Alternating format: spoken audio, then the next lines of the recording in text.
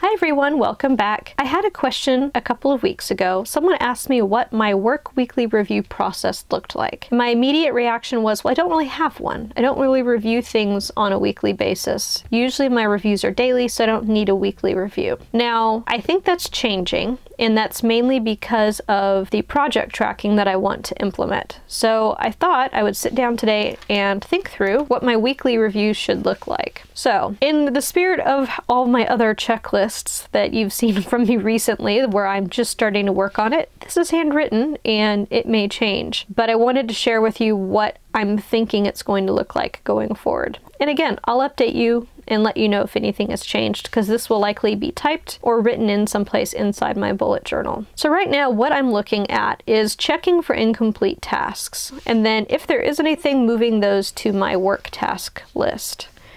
So essentially that is me looking at the most recent week and looking for any open check boxes, things that don't have a line, a check, or an arrow in them. Arrows mean that I've moved them forward, either to a different day, or sometimes I've moved them into the back already. Because up until now I have been doing a daily review, I try and be really good about, when I'm planning out the next day, taking a look at what's still open and trying to figure out, is this something I'm moving to today? If not, let me move it to the back so I don't lose it. So that'll be the first thing I do. The next thing will be just taking a quick look at my monthly calendar and making sure nothing has changed. If there's any new appointments that I need to write down, because this is kind of my overview for the week, and just double checking and making sure nothing has changed. That being said, I will do that really quick. And I think I've mentioned before, I do keep all of my calendar information on my phone in our Google Calendar. So I see here, I have a CalRHA meeting,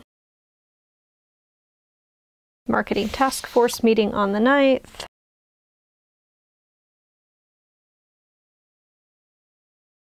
I will be at national meetings this week, and 2 of my committee meetings are on the 15th, so definitely want to make sure I get those put in.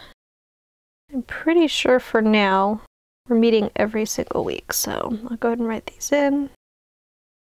Alright, so that updates through the end of the month as far as what my monthly calendar looks like. So in between here, and I don't have these things here because I am at home, I'm not at work. So after checking for incomplete tasks, I want to process my email folder to my work to-do list and process my physical inbox to my work list. If you remember, and if you haven't watched it, I'll link it down below, but I had a video on how I process my email, and I actually have a folder called Process. So that is a place where I stick emails that I don't have time to add to a to-do list, but it's not something I can do quickly. So when I say process email folder, that's the email folder that I'm talking about. It's just making sure that that folder is emptied. So I want to definitely do that at least once a week. I try and do it every other day. I just try and glance through there and get it kind of wiped out and make sure there's nothing I need to take care of immediately. So next up will be reviewing goals and weekly assignments. And when I talk about that, this is the page that I am talking about. My goals are my March objectives. So in this instance, reviewing job descriptions and interview guides, the job application process, and then the screening form and the screening process. So the weekly assignments are these over here. In this instance, March 5th through 11th, I need to do payroll. I need to prep for national meetings. And then I need to make a list of the remaining interview guides to edit and divide up. What I did,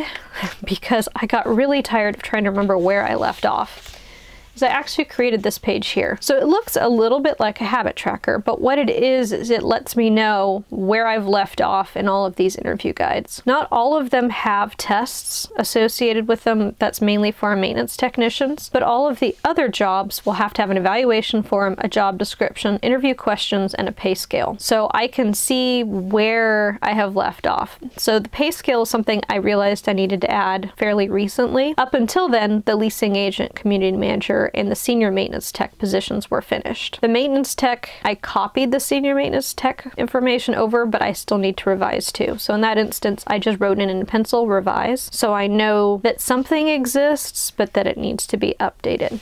So that's how I'm tracking the interview guides, since that's the major part of the onboarding project that I'm working on right now.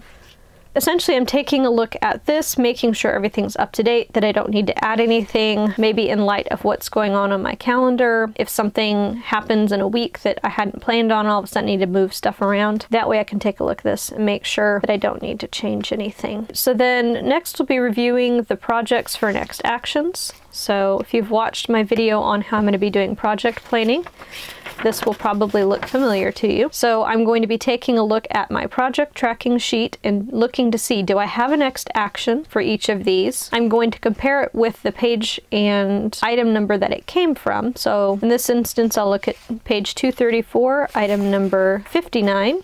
It's not completed yet, so I will leave this alone. If it is completed, I just draw a line through it, so I know that it's been done. So that should not take that long. For the most part, most of the items will be on this work list. Sometimes I will add things straight to an individual project page, but I'll always know what page to look at because of this first number here in the strike through code, I guess. The reference number, task reference, I don't know, whatever you want to call it, but I'll always know what page I need to be looking at to flip through that. So after that, the next thing I'll want to do is actually, put this back here.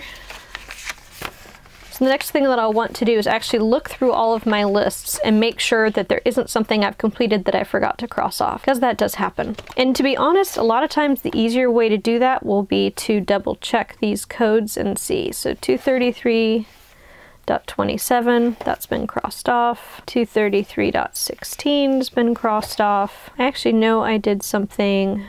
Here it is.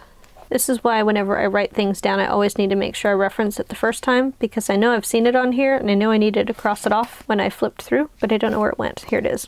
233.19 is this here. And that actually has been completed, so I can cross that off here. So it's just making sure everything on the list is still current.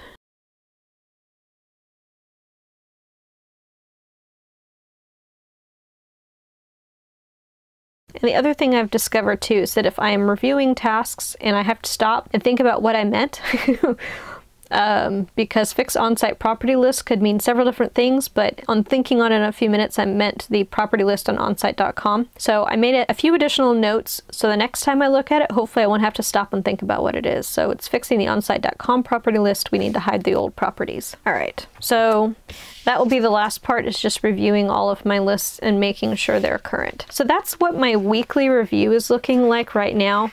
Again, daily I'm reviewing everything, I'm bringing incomplete things forward, I'm making a list of everything I'm working on for that day. So I am doing a daily review, but after pondering that question and my quick response, I realized I probably do need to have some sort of an abbreviated work review where I'm just looking for things that I didn't get a chance to update, cross off, bring forward just because I'm in the heat of the moment, making sure that I have the most recent information here, the most recent information here, and then I'm reviewing my projects and making sure everything's being moved forward. So long answer to a very short question, but I hope that was helpful. If you enjoyed it, please give it a thumbs up. If you have any questions, have any suggestions, video suggestions especially are welcomed. I'm always interested to know what you guys would like to learn about, what you guys would like to know. If you are wondering how I do things, why I do things, I'm always happy to answer those questions. Just leave them in the comments box below. If you haven't already, please subscribe, and I will see you in the next video. Thank you for watching. Bye!